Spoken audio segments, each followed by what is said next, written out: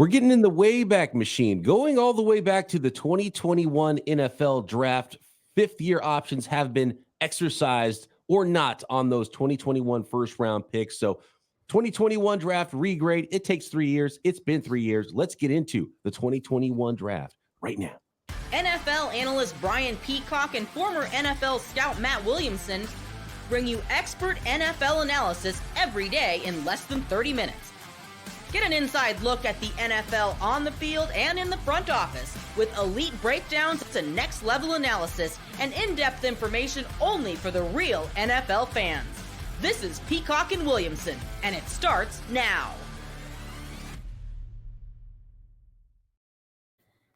Welcome to the Peacock and Williamson NFL Show. Brian Peacock alongside Matt Williamson at BD Peacock at Williamson NFL. Thanks everybody for making us your first listen on the Locked On Podcast Network, your team every day. We appreciate everyone out there, all the everydayers, and we also appreciate it when you smash that subscribe button on YouTube or anywhere you listen to your podcast. Today's episode of P&W is brought to you by Monopoly Go. Yeah, I have a competitive side, and my competitive side is a big fan of Monopoly Go, the mobile hit twist on classic Monopoly. Join your friends and download Monopoly Go now free on the App Store or Google Play. It's fifth-year option time. The deadline has come and gone, Matt, and now we know if those fifth-year options have been picked up for all of the first-round draft picks from the 2021 NFL Draft. And what a draft class it was. 5 quarterbacks, a generational quarterback class, a generational quarterback at the top. A really fun class, a ridiculously wild draft period. I remember pre-draft, especially with the team I cover, the San Francisco 49ers. We'll get to the Trey Lance fifth-year option, guy who's already been traded. Only one of these quarterbacks is even on the original team that drafted him, Matt. I mean, this is unbelievable just 3 years later. And obviously, this is why you have to wait 3 years to grade a draft instead of the day after. Yeah, I mean, every year we do a 50-year option recap show. And I will say the new collective bargaining agreement, it's not that new anymore, isn't all that conducive to saying yes on the 50-year option. And a lot of it's different per position and how many Pro Bowls you go to. There's a bunch of stipulations now that you fall into different tiers. So to take that in mind, and again, that's kind of a weird thing for Carolina to move to 33 to 32 just to get the 50-year option, because I don't think it's as much a benefit as it used to be. And that, go ahead. The fifth-year option is guaranteed too. So right. They could get hurt after 3 years if that fifth year money is going to be guaranteed on a player who hasn't even played his fourth year yet. And if you haven't shown much in 3 years, you're not going to get that fifth-year option picked up in most cases. And actually, the guys who are more likely to get their fifth-year option picked up are the ones that will get even more because they've hit incentives for playing time, or they've hit markers for, a Pro Bowl or multiple Pro Bowls. And everybody who has made a Pro Bowl has gotten their fifth-year option picked up. So that's kind of the way it goes, even though it's a little bit more expensive than if they hadn't made the Pro Bowl, because it's still cheaper than re-signing a long-term contract to a really good player. Whereas on the other side, you wouldn't even re-sign the guy if he didn't hit any playing time or Pro Bowl markers. 100%. It's very important stipulation. So the 2021 draft class seems like it happened just yesterday, but 3 years in NFL times are like dog years. I mean, that's an eternity. We know a lot about these players, and some of their careers are almost over. You kind of mentioned it, though. Like, what I like about the 50-year option show that we do every year is put it in perspective against this newest draft class. Because, as you said, we have a transcendent generational quarterback in both classes. We had 5 quarterbacks drafted in the first 15 in this class. It was a very heavy offense to start the draft class like this past one. A transcendent tight end that the world's never seen before. Same thing happened in 2021. And despite Micah Parsons and to a lesser importance, Zaven Collins being called edge defenders, they were off the ball linebackers when they got drafted. So there wasn't a dominant edge, a Bosa, a Garrett, a guy like that to be driven up at the top. So this class has a lot of similarities to the one that just happened. And I urge people to kind of learn from history a little bit. And even when the first defensive player didn't come off the board in 2021 until J.C. Horn, the 8th pick, and then Patrick Surtain went right after him at pick number 9, back-to-back corners, that was like, oh my gosh, this is an insane class. There wasn't a defensive player until pick 8, and then this year it wasn't until pick 15, which is probably going to be an all-time record, and that'll never happen again. So yeah, there are some similarities, including all the quarterbacks early. Let's get into this thing with Trevor Lawrence, who was that generational guy for the Jacksonville Jaguars. His 5th-year option was picked up. He's been the one hit of all those first-round quarterbacks in this class. He's thrown for almost 12,000 yards in his 3 seasons. And, he hasn't been quite the generational franchise-changing player that we hoped. I think that's still potentially out there for him, but he's been pretty phenomenal in a pretty bad situation that he was drafted into as well in Jacksonville. I'm a huge believer. But that being said, and he was an easy yes to exercise the 5th-year option. But that being said, you could make a very strong argument that he has not quite lived up to expectations, for this transcendent first overall guy. Like, hey, Bears fans, if 3 years from now, Caleb Williams has had a basically identical career to Trevor Lawrence, would you take it today, or would you say, go fish, I'll hope for something better? It still might be the best quarterback in Bears history. So it's still it's the wrong franchise to ask that question about, I think. Very true, but we still know expectations are through the roof, and Caleb went to a better situation than Trevor. That's for sure. Absolutely. $25.6 million is the 5th-year option number guaranteed now for Trevor Lawrence in 2025. Zach Wilson, the 2nd pick, and this is where disaster begins. Now a Denver Bronco, drafted by the New York Jets. His 5th-year option, unsurprisingly, not picked up at $22.5 million. Yeah, and same with Lance. Both these guys with new teams, and it's going to be a trend with these quarterbacks, and it's been a trend with even some of the other ones, the Pickett's and Ritters and Howells, that early starters that don't light the world on fire seem to get traded now quickly. So Zach Wilson threw for 6,000 yards in his short career with the New York Jets. 23 touchdowns, 25 interceptions. There was plenty of bad tape for them to have not believed in him.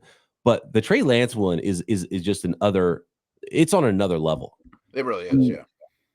He started 4 games. He's attempted 100 passes in his NFL career. Right. 102 passes for 797 yards. 5 touchdowns, 3 interceptions.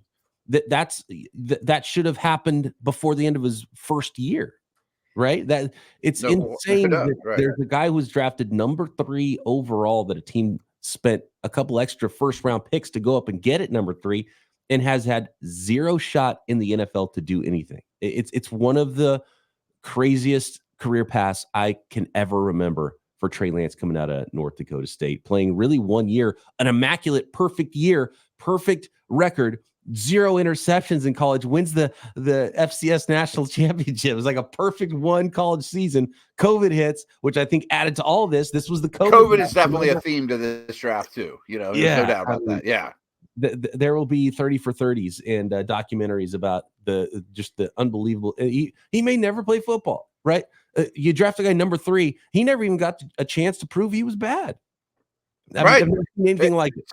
It's one of the most insane first 3 years of a career. And I mean, he was also like the youngest player in that draft class. Like, I remember being blown away. Like, wow, this guy was born in the 2000s. Like, holy cow, am I old? First player ever drafted that was born in the 2000s. He's the same age as he's either 1 day older or 1 day younger than Michael Penix, who was just drafted number 8.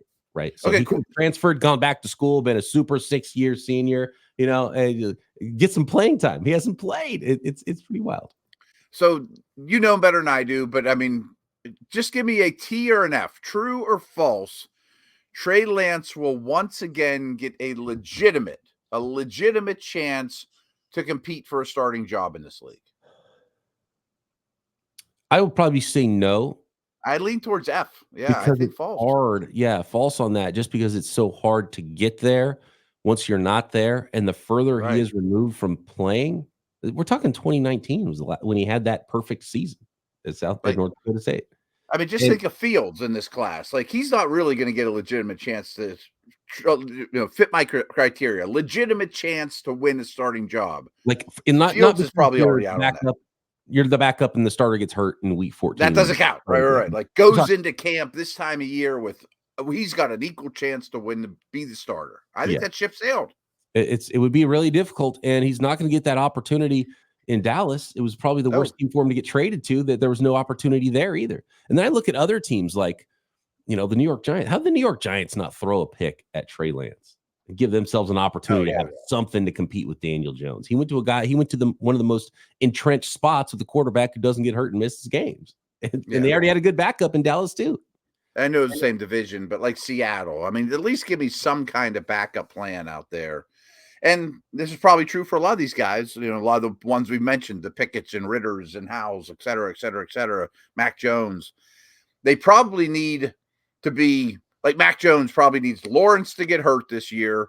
Mac Jones starts 10 games and he's great. Then he can get in the conversation for maybe he's a starter next year.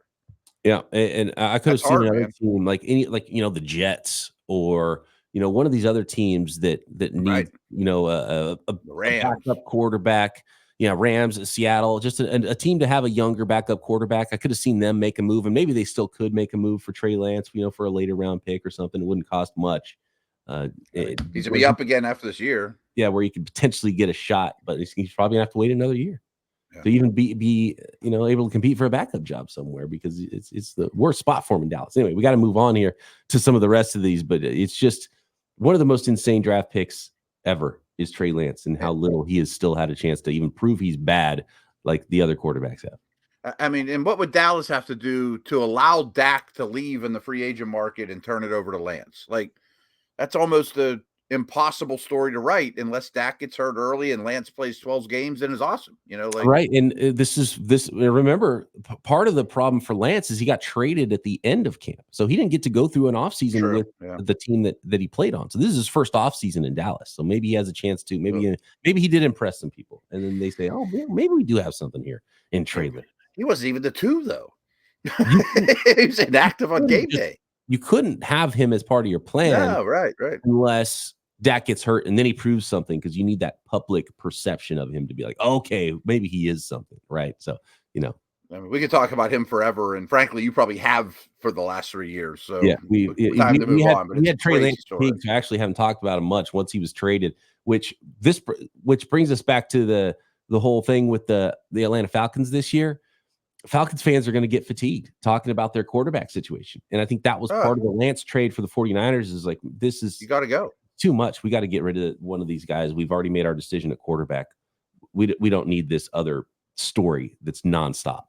I keep bringing these guys up, but that's why Pickett and Jones and Howe and Ritter are gone. You used to be on the billboards. Now you got to go. Yep. All right, more from the 2021 first round, 5th-year option deadline has come and gone. Which are picked up, which or not. Look back at the 2021 NFL Draft.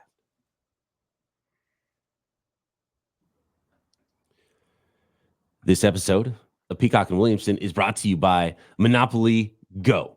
All right, game off. We got to pause here, talk a little bit more about Monopoly Go. I know what you're saying. Flag on the play. You've already talked about that, but there's just so much good stuff in this game. You can crush your friends. You can steal their loot from their vaults. You can charge them rents on all the iconic Monopoly properties, but you can also team up with your friends for time tournaments where you work together to build up each other's boards. The more you win together, the more awesome prizes you can unlock. Unique stickers that you can trade with your friends. Complete albums for big prizes, cool new playing pieces. And come on, this is Monopoly. It's all about the playing pieces, right?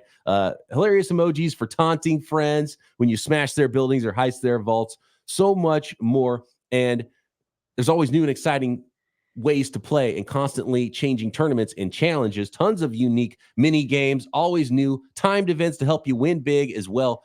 So always something new and fun to discover in Monopoly Go. So get off the bench. Go download it now, free on Google Play or the App Store. Monopoly Go, game on.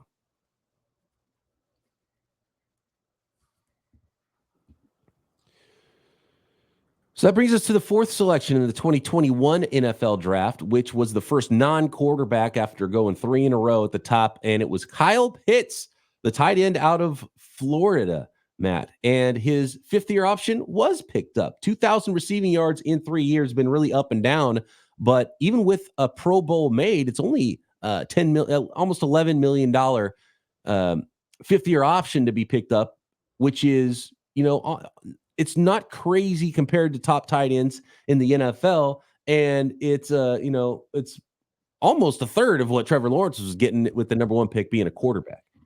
Yeah, and this is one of the benefits of drafting non-premium position players in the first round, because the fifth year is a lot easier to decide on.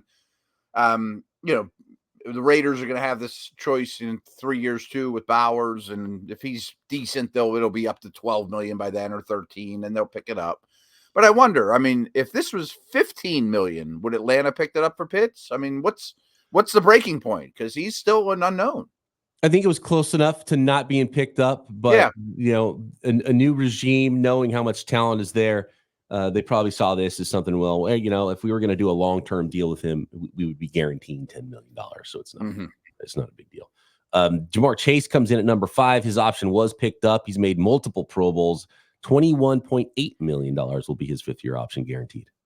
Yeah, easy one. That's the one we can move on from. They just rubber stamp that one. A couple of those. $6 million or $5 or $6 million difference between the Jamar Chase fifth-year option, because he made 2 Pro Bowls, versus Jalen Waddle, who hasn't made a Pro Bowl but has hit the playing time markers. $15.5 million for Jalen Waddle's fifth-year option, is the 6th pick in the draft at wide receiver. And that was an easy one to pick up for the Miami Dolphins. 100%. But I do think this is interesting. And they signed Odell Beckham this morning in Miami. That's been rumored for some time.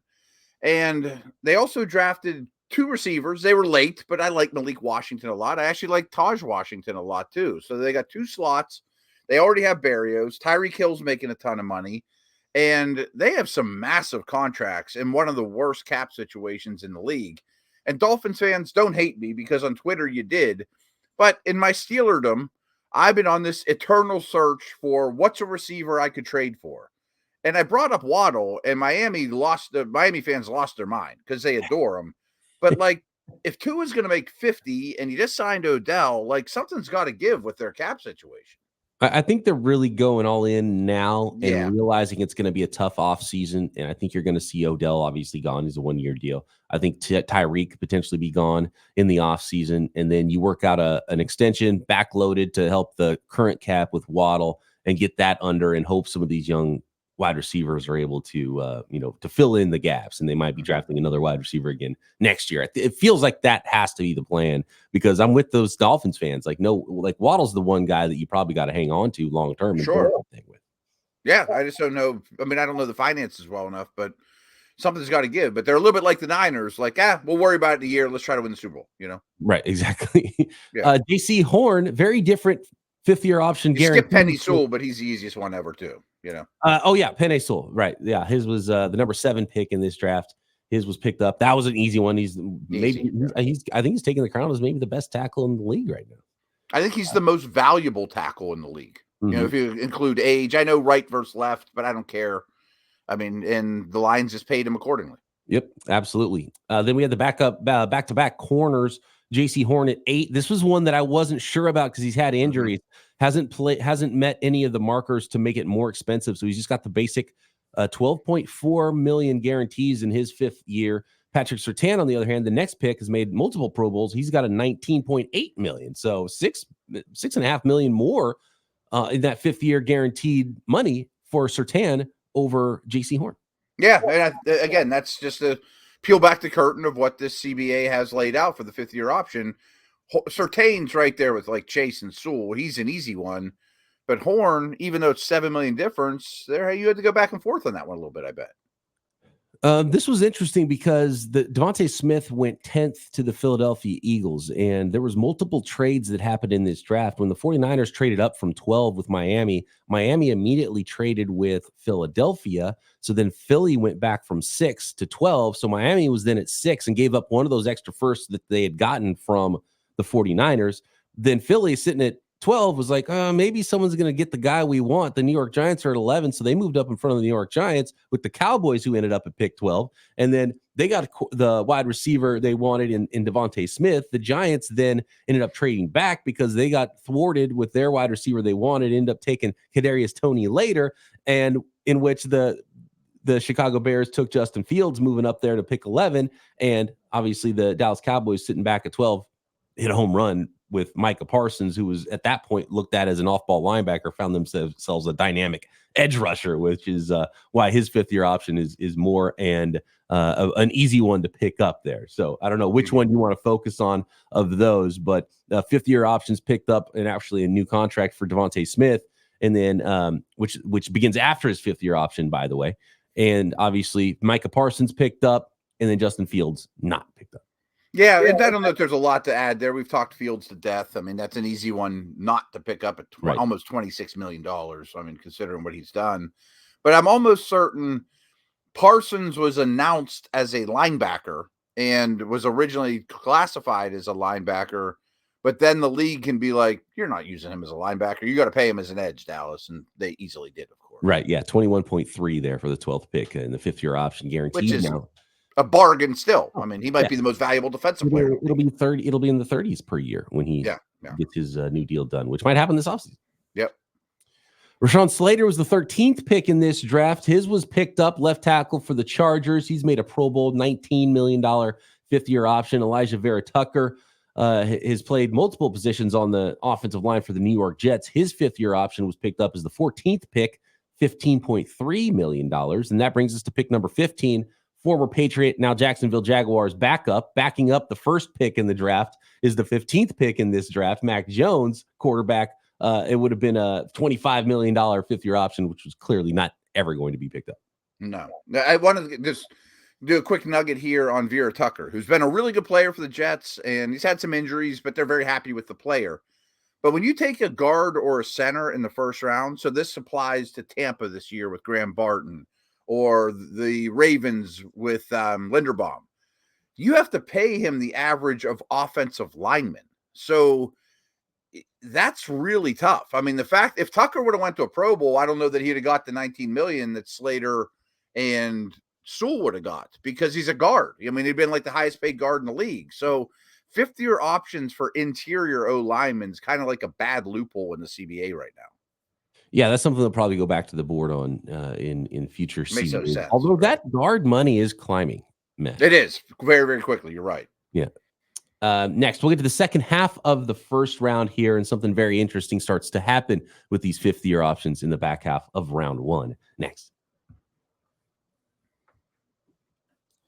This episode of Peacock and Williamson is brought to you by FanDuel, America's #1 sportsbook. It's winner take all time in the NBA and NHL playoffs, and FanDuel is giving you a shot to bring home a big win of your own right now. New customers get $150 in bonus bets with any winning $5 bet. That's $150 betting on spreads. You can bet on money lines with that extra $150.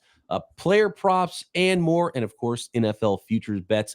Offensive, defensive rookies of the year, who's going to win the next Super Bowl, tons of ways to still bet on the NFL, even though it's not NFL season at FanDuel. And all you got to do is win that first $5 bet to get a $150 bonus bets to bet on and have a lot of fun. And visit FanDuel.com/lockedon and make every playoff shot count.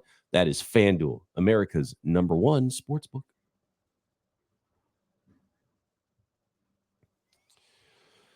Zaven Collins was the 16th selection, Matt, in the 2021 NFL draft. He's played off-ball backer, edge. That fifth-year option declined at $13.2 million.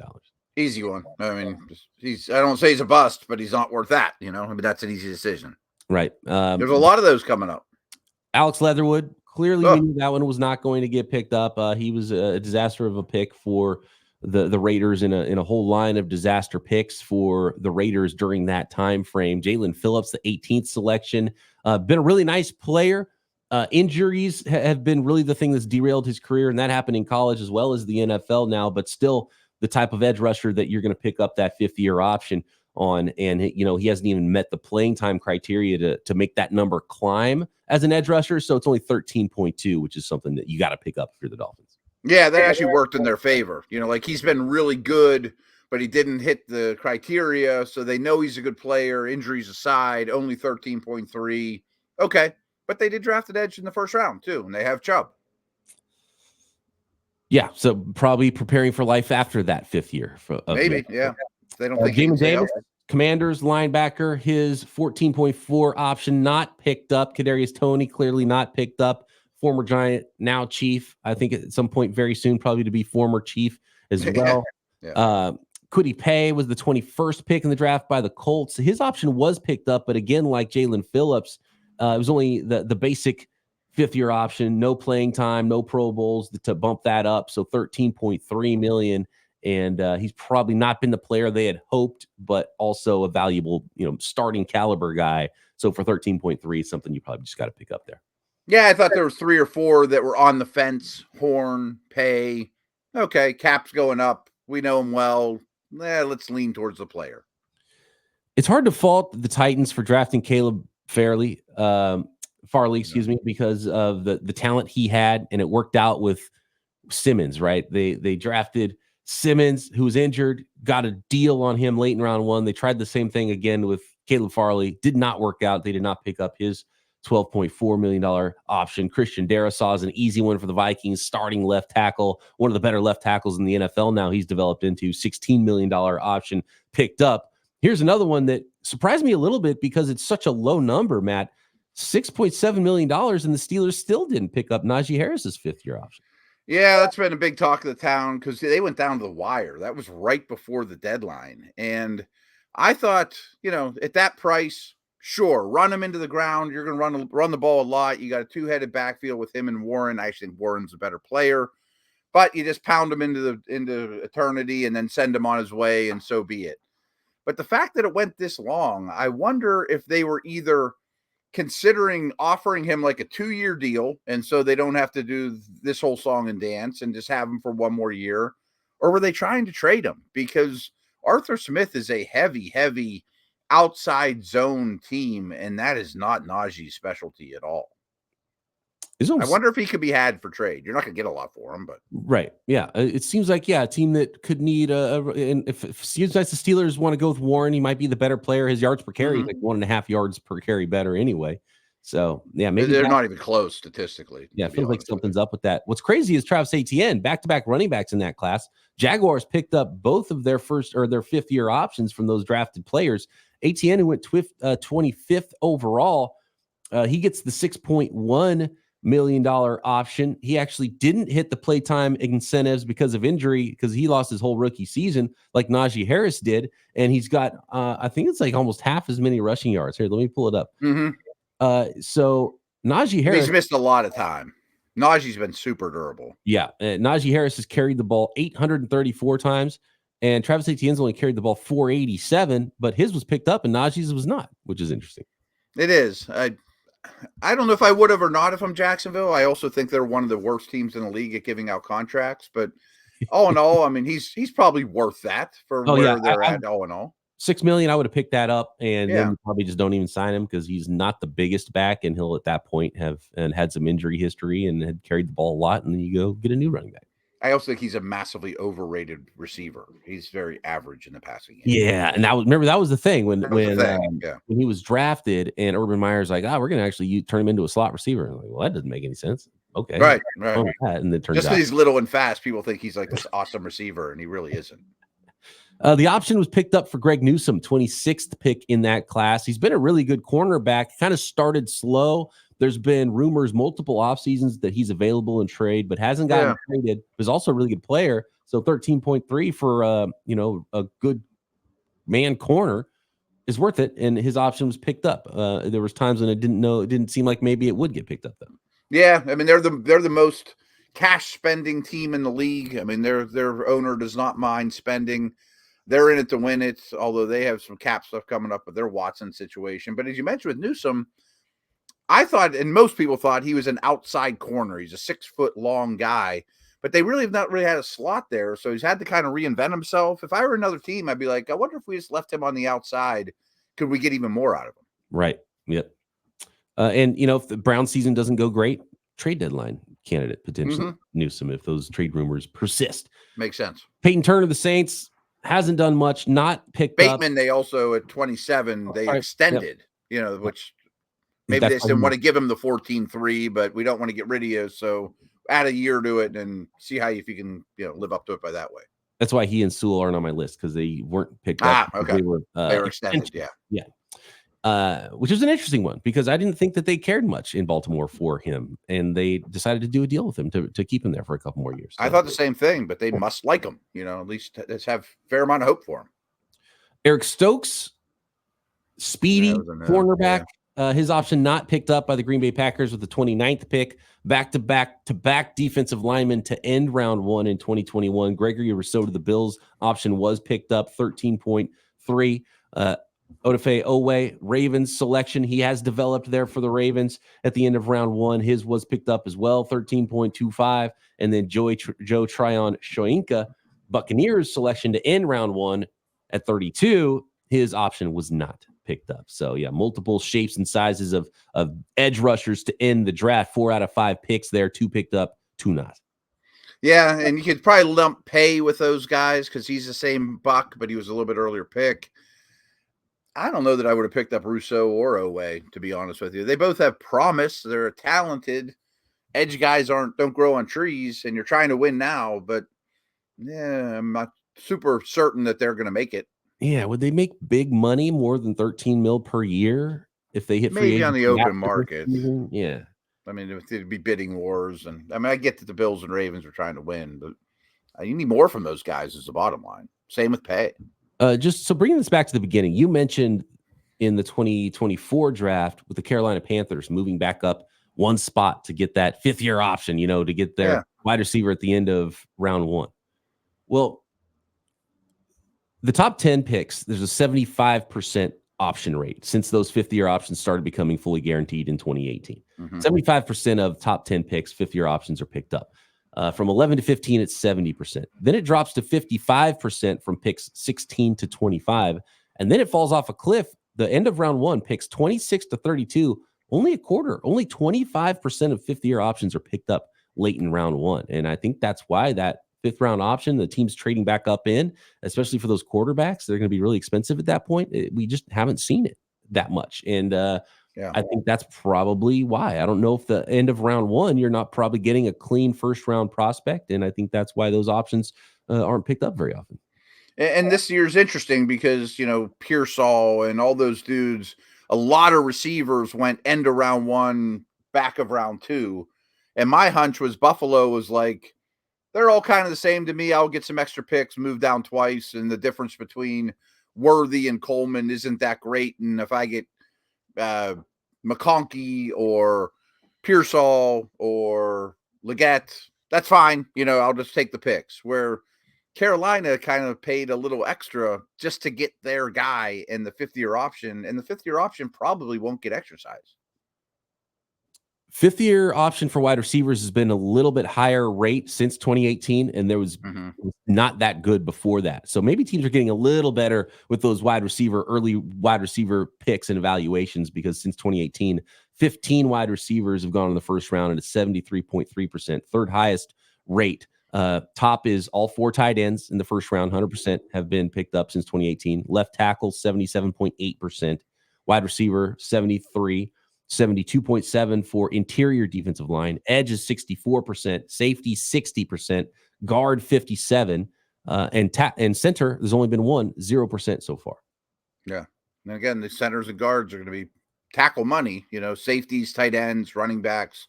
They make a ton of sense. It's not a glowing statement the Steelers didn't pick up Najee. It really wasn't that expensive. The lowest 5 are quarterback, 52.9%, corner, 40%, linebacker 30.8%, running back 28.6% of the time those 5th-year options are picked up. And then again, the one center, 0%. Not super surprising. Nope. Yeah. There you go. 5th-year options in the 2021 draft class through that 5th-year option lens. Fascinating draft class. It really is. And try to learn from it for this upcoming class. They're not going to be duplicates, but there's some similarities. Yep. And nobody learned anything from that class, Matt, in the 2024 draft. Right. Quarterbacks. They added another quarterback to the mix in the top 12 picks even earlier. So There we go. That'll be fun in 3 years to check out the 2024 draft and see which 5th-year options are picked up. Of course, Matt and I will be back Monday to break down everything going on in the league. We're going to get more in depth with our 2024 draft evaluations, getting to know these draft classes by division right here Make sure you're subscribed up YouTube and everywhere you get your podcasts. Peacock and Williamson.